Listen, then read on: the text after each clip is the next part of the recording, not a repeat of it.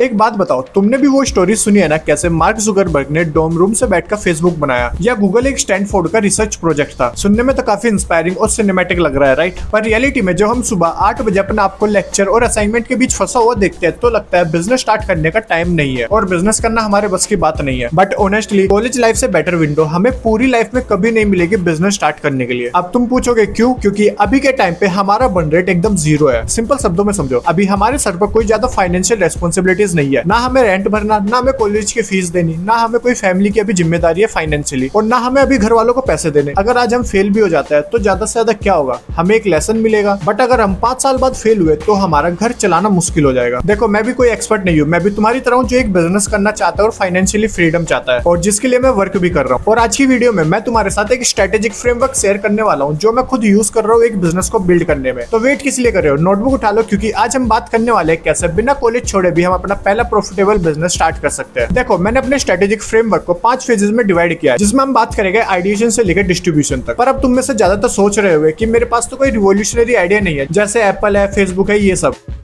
तुम्हें सुनने में अजीब लगेगा, पर यही हमारी सबसे बड़ी मिस्टेक है। आज के टाइम में हम सब जेंजीज रिवॉल्यूशनरी आइडिया ढूंढने के पीछे पड़े होते हैं, और हम सबके दिमाग में एक ही बात चल रही होती है कि हमें अगला एआई यूनिकॉर्न बनना है। देखो, जितना मैंने सीखा है या समझा है, बिजनेस इनोवेशन से नहीं, इनएफिशिएंसी से शुरू होता है। सिंपल शब्दों में बोलूं तो हमें कोई प्रॉब्लम को आइडेंटिफाई करना होगा और उसके लिए सोल्यूशन क्रिएट करना होगा। अब तुम कॉलेज में रहकर प्रॉब्लम कैसे आइडेंटिफाई कर सकते हो? अगले 3 दिन तक एक लिस्ट बनाओ जहां तुम लिखोगे पूरे कैंपस लाइफ में दिन भर में तुम्हें क्या सबसे ज्यादा इरिटेट करता है, और इसी चीज को हम बिजनेस में फ्रिक्शन ऑडिट भी बोलते हैं। जैसे क्या कैंटीन के अंदर पेमेंट लाइन बहुत लंबी है, क्या कैंपस के अंदर सेकंड हैंड बुक बेचना बहुत ज्यादा हेडेक का काम है, या हॉस्टल के अंदर लॉन्ड्री का सिस्टम एकदम बेकार है। स्नैपचैट की कहानी याद है? वो कोई कॉम्प्लेक्स टेक नहीं था, वो एक साइकोलॉजिकल पेन पॉइंट को सोल्व कर रहा था। उन्हें पता था लोग फोटो पोस्ट करने से डरता है because of permanent digital footprint. फिर उन लोगों ने आइडिया निकाला डिसअपियरिंग फोटोज का। ध्यान से सुनो, उनका आइडिया एकदम सिंपल था पर उनकी प्रॉब्लम एकदम रियल थी। देखो, हमेशा ये चीज को याद रखना, don't find customers for your product, find product for your customers. देखो, प्रॉब्लम तो मिल गई, अब सवाल ये है क्या तुम्हारे पास उसे सोल्व करने का टूल किट है?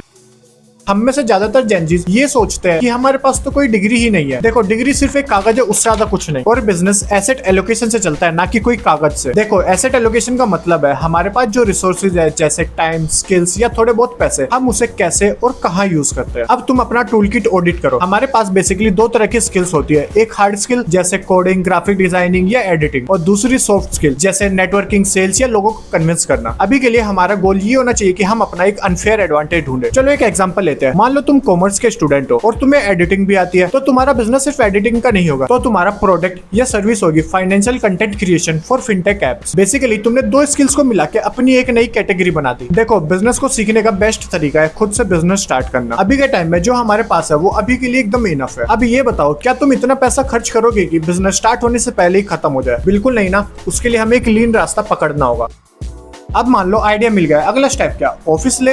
बिल्कुल नहीं। वेबसाइट बनाए? बिल्कुल नहीं। हमें यूज करनी है लीन स्टार्टअप मेथोडोलॉजी, जिसका मतलब है कम से कम पैसे और रिसोर्सेज को यूज करके बिजनेस स्टार्ट करना और फीडबैक लेना। अब हमें बनाना है एक MVP, मिनिमम वायबल प्रोडक्ट, जिसका मतलब हमारे प्रोडक्ट का वो बेसिक वर्जन जो सारी प्रॉब्लम को सोल्व कर सके। ड्रॉप बॉक्स की कहानी सुनो। फाउंडर ड्रू हाउस्टन ने कोड लिखने से पहले सिर्फ 3 मिनट का एक वीडियो डेमो बनाया था, और वो वीडियो वायरल हो गई। लोगों ने वेट लिस्ट ज्वाइन की और उधर से उनको मिल गया था वैलिडेशन। सिंपल शब्दों में उन्हें ये प्रूफ मिल गया था कि उनके प्रोडक्ट के लिए लोग पैसे देने के लिए तैयार है। तुम्हें भी यही करना है। अगर तुम्हारा आइडिया सर्विस है तो पहले एक व्हाट्सएप ग्रुप या गूगल फॉर्म से टेस्ट करो। अगर लोग तुमसे वहां काम करवा रहे हैं तो आगे बढ़ो। देखो, बिजनेस में एक बहुत अच्छी लाइन है, if you are not embarrassed by the first version of your product you have launch too late. लेकिन अब लोग आएंगे कहां से? एड्स पे पैसा वेस्ट मत करना, क्योंकि अगला स्टेप स्क्रैपी होना चाहिए।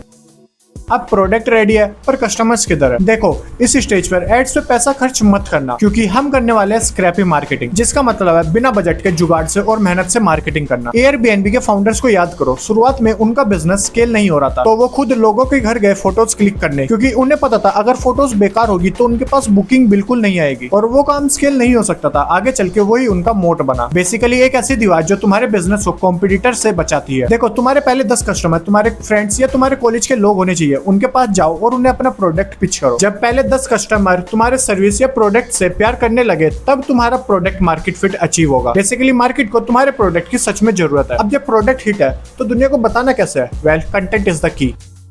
जब तुम्हारे पास प्रूफ आ जाए तब बारी आती है डिस्ट्रीब्यूशन की। डिस्ट्रीब्यूशन का मतलब ज्यादा से ज्यादा लोगों तक अपने प्रोडक्ट को पहुंचाना, और आज के टाइम में इसका सबसे बड़ा टूल है कंटेंट क्रिएशन। तुम्हें सेल्समैन बनने की जरूरत नहीं है, तुम्हें बस एक स्टोरी टेलर बनना है। अपनी जर्नी डॉक्यूमेंट करो, जैसे how I started this in my hostel room. ये टाइटल लोगों को कनेक्ट करेगा और अपने प्रोडक्ट के बारे में उनको बताओ। देखो, कंटेंट तुम्हारा लो कॉस्ट एक्विजिशन चैनल है, जिसका मतलब बिना पैसे दिए नए कस्टमर लाने का रास्ता। देखो, बिजनेस को स्टार्ट करना कोई रेस नहीं है, ये कंपाउंडिंग का गेम है। मतलब हमारी आज की छोटी छोटी मेहनत भी हमें कल जाके बड़े रिजल्ट्स दे सकती है। हम में से बहुत लोग फेल भी हो गए, लोग मजाक भी उड़ाएंगे, लेकिन जो स्ट्रेटेजिक थिंकिंग और एक्सपीरियंस हमें इस जर्नी से मिलेगा वो कोई डिग्री तो नहीं दे सकती। देखो, हमने आइडिया से लेकर डिस्ट्रीब्यूशन तक तो सब समझ लिया। अब थोड़ी सी बात कर लेते हैं पार्टनरशिप ट्रैप की। ये पार्ट बहुत इंपॉर्टेंट है। तुम में से बहुत से लोग सोचेंगे ये बिजनेस मैं अपने दोस्त के साथ करूंगा और हम 50-50% रखेंगे, और यही तुम्हारी सबसे बड़ी गलती हो सकती है। देखो, बिजनेस में इक्विटी इमोशनल नहीं, लॉजिक बेस्ड होनी चाहिए। कौन क्या क्या ला रहा है, स्किल्स, टाइम, कैपिटल, सबका रोल क्लियर रखो। अगर एक बंदा सिर्फ आइडिया दे रहा है और दूसरा कोडिंग कर रहा है तो दोनों के शेयर्स इक्वल कैसे हो सकते हैं? इसलिए वेस्टिंग का कॉन्सेप्ट सीखो। इसका मतलब है इक्विटी सिर्फ एक दिन में नहीं मिलती, 3-4 साल में मिलती है। मान लो अगर तुम्हारा पार्टनर 6 महीने बाद छोड़ के चले जाए तो वो बिजनेस का 50% नहीं ले जा सकता। इसीलिए इन चीजों को स्टार्टिंग से ही क्लियर रखो ताकि बिजनेस और दोस्ती दोनों खराब ना हो। ओके, तो अब सारी चीजें क्लियर हो चुकी है, पर मैं अभी भी जानता हूँ तुम्हारे माइंड में एक डाउट जरूर है, भाई अगर एग्जाम आ गए तो फिर हम लोग क्या करेंगे? यहाँ पे काम आती है प्रायोरिटाइजेशन। तुम्हें सीखना होगा कि कैसे हाई वैल्यू टास्क को हैंडल करें और बाकी चीजों को डेलीगेट या ऑटोमेट कैसे करें। जैसे मेरी तरह तुम कॉलेज असाइनमेंट के लिए एआई टूल यूज कर सकते हो, पर बिजनेस के लिए खुद से स्ट्रेटेजी डेवलप करो। देखो, यहाँ पे तुम्हारा गोल होना चाहिए मिनिमम इफेक्टिव डोज, मतलब इतना काम करो कि बिजनेस चलता रहे पर एग्जाम में फेल ना हो जाओ। देखो, बिजनेस सीखने के लिए कोई परफेक्ट डिग्री नहीं होती, परफेक्ट एग्जीक्यूशन होता है। देखो, मैं भी तुम्हारी तरह एक लर्नर हूँ जो स्किल्स को बिल्ड कर रहा है और बिजनेस को बिल्ड करने का ट्राई कर रहा है, और मैं यहाँ इसलिए हूँ ताकि तुम्हारे साथ वो चीजें शेयर कर सकूँ ताकि तुम भी अपनी लाइफ में इंप्रूवमेंट कर सको, और यही हमारी कलेक्टिव ग्रोथ है। अगर तुम्हारे पास ऐसा कोई आइडिया है जो तुम्हें लगता है वर्क करेगा या तुम कोई प्रॉब्लम फेस कर रहे हो तो नीचे कमेंट करो, साथ में डिस्कस करते हैं। आज के लिए इतना ही, मिलते हैं अपनी नेक्स्ट वीडियो में। तब तक के लिए कीप थिंकिंग, कीप बिल्डिंग।